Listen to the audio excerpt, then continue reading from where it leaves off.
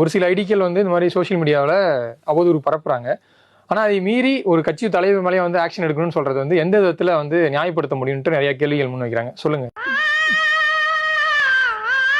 இதை தாண்டி நீங்க சொன்னீங்கல்ல, விஜய் வந்து இதுக்கு வந்து கண்டனம் தெரிவிக்கணும், இது வந்து எதுவுமே இது வந்து விஜய்க்கு மட்டும் பொருந்துமா இல்ல திமுக தலைவருக்கோ இல்ல அதிமுக பொதுச் செயலாளருக்கோ எல்லாத்துக்குமே பொருந்தும்னு சொல்றீங்களா?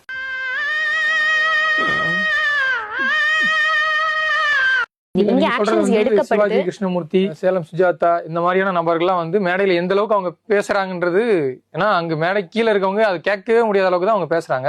இப்ப நடுவில் வந்து அவர் ஒருத்தர் சஸ்பெண்ட் பண்ணாங்க. ஆனா அவர் மறுபடியும் வந்து மீண்டும் மேடைகள்ல அப்படிதான் பேசிட்டு இருக்காரு திமுக மேடை.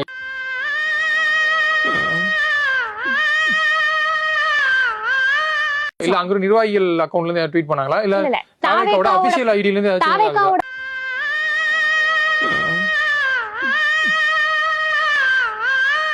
தாவேகால மட்டும் தான் நடக்குது. திமுகவுல சோஷியல் மீடியாவுல திமுக நிர்வாகி